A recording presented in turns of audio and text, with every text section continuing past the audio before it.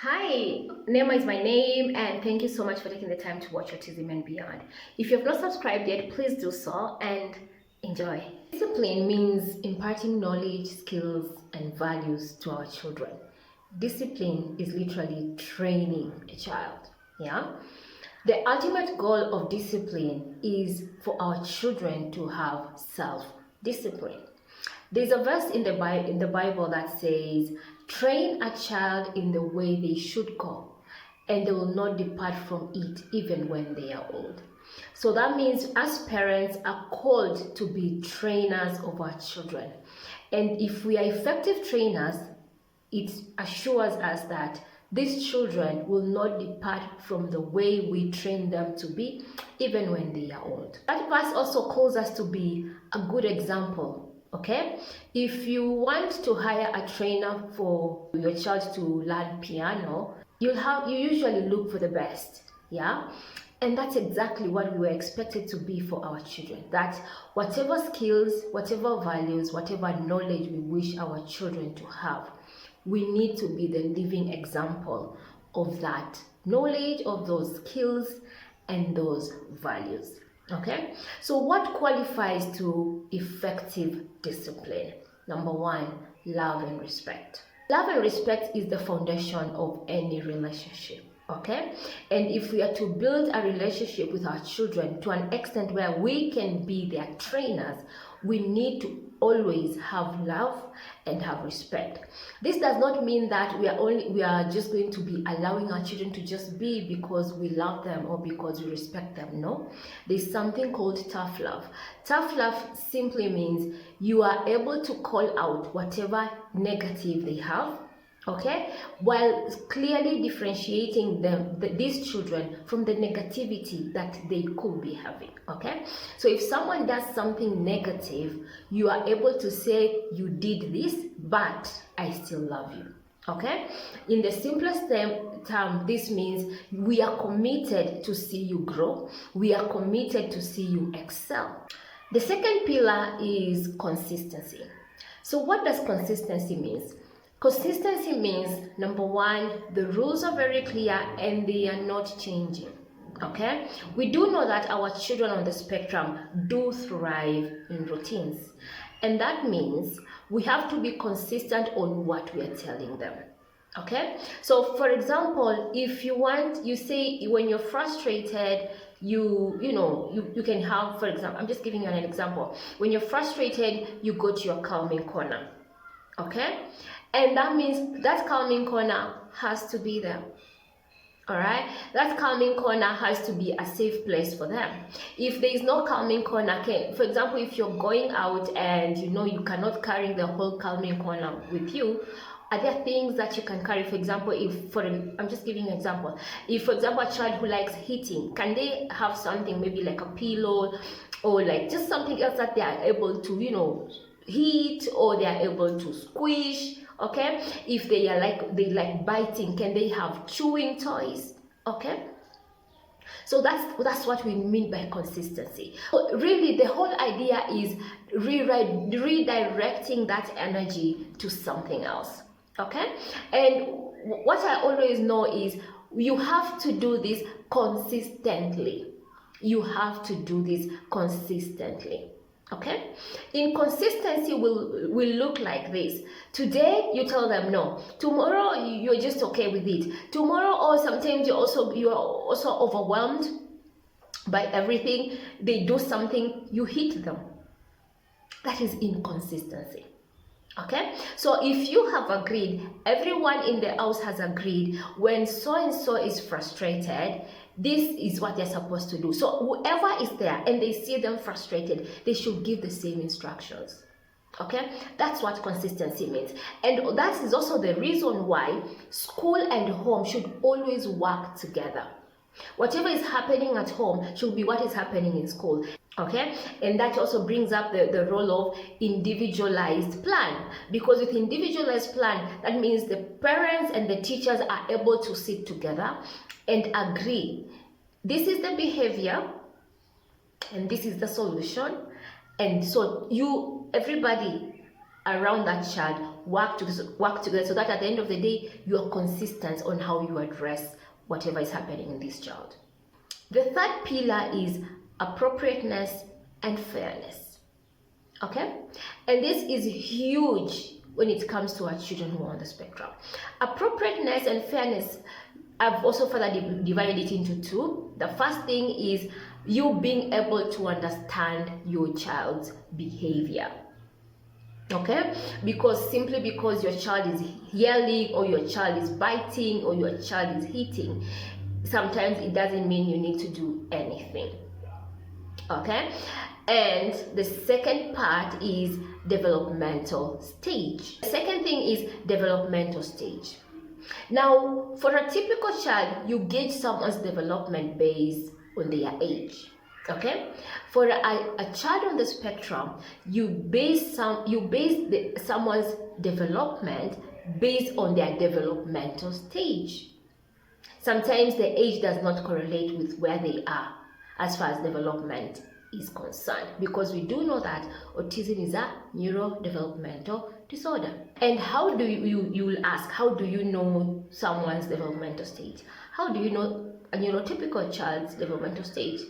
Okay, a 3-month-old, smiles. Do they? No. A 6-month-old will smile when you smile back. When you smile at them, they'll smile back at you.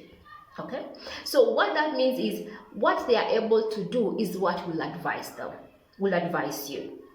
Okay, and that's exactly how you do it with a child on the spectrum. You gauge where they are based on what they are able to do. Okay, and this is also how you are going to judge how you are going to handle this child when it comes to punishment. Okay, for example, I'll give you this as or maybe I'll give it later. For example, you have let's say a 3-year-old who you think they keep on throwing things, they keep on throwing tantrums, they keep on rolling on the ground. Okay, this is a 3-year-old. Well, almost all toddlers throw tantrums. Okay, tantrums is a way of them expressing their emotional frustration. All 3-year-olds, it doesn't matter if they're on the spectrum or they are not, they do throw tantrums. Okay, so there's usually a difference between a tantrum and a meltdown. So if you're handling a child on the spectrum, you also have to know, is this a tantrum or is this a meltdown? Because the way you handle these two situations, they may look the same, but they're very different. The needs are very different, and so the solutions are also very different. And then the other thing is temperament. How is your temperament when addressing a child who's already overwhelmed, who is already stressed, or is already frustrated? You as a parent, okay? Do you punish and call names? When the emotions are heightened, you tend to do literally everything. There's a lot of pulling and fighting and all that. Okay, I should also point out this: aggression is not part of autism. Okay, I know this may sound okay. So whenever you see a child is aggressive, most of the time, if not all of the time, there's usually an underlying factor. And that is why whenever you are handling an aggressive child as an adult, you should calm down. Because it depends on the level of aggression. Because if whatever they are doing is life-threatening, yes, you need to do whatever it takes so that they are out of that situation. Okay? But if it's something that is not life-threatening, it is important that you calm down. So how do you handle a heightened emotion situation? So the first thing is before I answer that, you need to know extreme aggression is not part of autism. So if your child has extreme aggression, please take time, go see a psychiatrist or go see your developmental pediatrician. Let your child be assessed, okay? And maybe you'll be given other recommendations, okay? That is one. 2 is whenever you find your child is in a state of extreme aggression and then their safety is compromised, Do whatever it takes to remove your child from that situation first. That's the priority. Do whatever it takes. Okay. Now we got back to our question. So assuming now your child is just dealing with, hitting and biting and, throwing things. So this is how you're supposed to handle. The first thing is take a mental note of everything that is happening. Okay, why is my child behaving this way? What could have been the triggers? What did, things like, did they sleep well? Are they hungry? Is it their bedtime? Is there a change of routine? You just ask yourself those questions and answer them as you take note of what is happening. And always observe exactly what your child is doing in terms of behavior.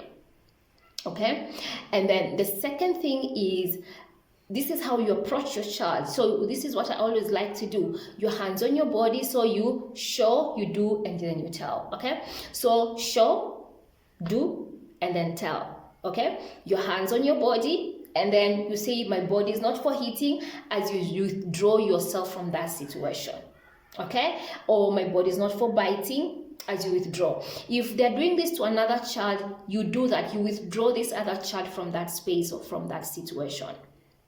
Okay, and then once they've done this, if they are throwing things, tell them either they hand over whatever they're throwing to you, or maybe if you're far apart, then tell them to drop it down.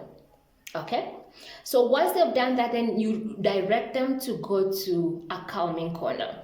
A calming corner is usually a place where there are gadgets. For example, if they love biting, then they can have chewing toys there. If they love, hitting and, smashing things, they can have soft balls. They can have pillows that they can yelling or punch. Okay, so the idea is that the calming place or a calming corner should be a place where they can easily remove all this energy that is inside them without really harming anyone. And that should have things that are quite familiar, and there are things that your child can comfortably use for calming themselves. Okay, that's what we call a calming corner. So once you've controlled that situation, okay, now you need to sit down as a parent and journal. Now this is where discipline starts. The first step is journaling. Okay, so what do we journal? We journal what exactly happened. What do you think were the triggers? What was your child doing? How were they behaving? What did work? What did not work? Okay, basically it's you putting down that situation that your child was in. Okay, and this is really like data collecting, and the more you do it, you are going to start picking up patterns. You're going to start picking up things that really work for your child. You're going to pick up things that do not work for your child, because it is these things that will help you even when you're designing the actual discipline strategies. Okay, so that's why I really, really love journaling, because autism is a spectrum disorder. Okay, so what will work for one child may not necessarily work for your child, and because this is your child that you're dealing with, please know your child, observe your child, and learn from your child. And then the second step of discipline is now communication, like the actual training. How do you train your child? Okay, so training your child simply means you are telling, it's like a debriefing session. Like, this is what happened, and these were the rules, and these are the consequences. You go into that flow. So punishment is only indicated when you had already mentioned it to your child. They know the rules, and so they know the consequences. Okay, if this is the first time your child is behaving that way, you cannot punish them. The best you can do is give them a warning that if I see you do this again, if I see this happening again, this is what is going to happen. If you had already told them that and they did it, okay, then that's when the road is really indicated. If you had never told them, or maybe you are just in that process of learning, you can do first warning, you can do second warning, and then I do 2 warnings, and by the 3rd time you do a rod. Okay, but if this is something that I know they had mastered before and they're just acting up, I'll just give him, it's a boy, I'll give him a rod. Okay, so that's what I usually do, and maybe you could adopt. Okay, and so what do you say? So depending, again, you remember the pillars: love and respect. The second thing is consistency. When you're doing the rules, it has to be consistent, like you need to know. And then the third thing is appropriateness and fairness. Okay, and appropriateness has to be based on the level of development. So if this is a 3-year-old child or 4-year-old child who is nonverbal, you cannot do like 10, assuming 10 visual cards. That's a lot. So the at most is 4, really, but the best is 3. The first card should, assuming now they were biting or hitting you. So the first card is you show a boy doing that. Okay. Number 2 is you saying no, this is a bad thing. And number 3 is if you are not going to do this, then we're going to have consequences. That's enough for you to be able to communicate that. Okay. If this is a 9-year-old, then you can put it in a more detailed way. Okay, if this is a verbal child, someone who can use words to speak, then you can speak to them. Okay, though they are now depending on the level of development of the language, so you can sometimes use words but also use the visual cards just to, like enhancing whatever you have told them. So the whole idea is you have to make sure that they know the rules and they know what to do. Because if it's a 9-year-old, they should be able to know, when I feel this way, I can do this instead of this. So you make the communication complex based on the age and the developmental stage.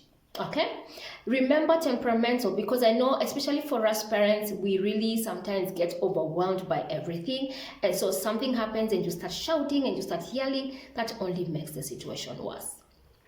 Okay, and then the third stage is, can you ask yourself, can I prevent this? Is there a way I can prevent this situation from reoccurring? And again, that's the data, the journaling comes in handy. Okay, because once you are able to establish a pattern, you can ask yourself, what are the circumstances that makes my child get overwhelmed? Okay, and those are the things that you may need to train more or take time before you really adopt. And if you're going to expose your child from that situation, is there a way you can prepare them more? Okay, so that they don't have all these outbursts of emotions. Okay. And yeah, I really hope this helps, and I hope it was worth your while. I'm going to put up a Google form where you can fill in your name and I think a phone number. I'm planning to do one webinar every month, where we are going to have a Q&A session of you parents really asking me anything about autism. And it's going to be free, but you have to register. Okay. And yeah, so please go ahead and register, and you can post your questions on the comment section. All right. And if you have any topic that you'd want me to talk about next, please feel free to let me know, and it will be an honor to do that. Other than that, thank you for subscribing, thank you for liking, thank you for commenting, and thank you for sharing the word. Until then, God bless you. Bye-bye.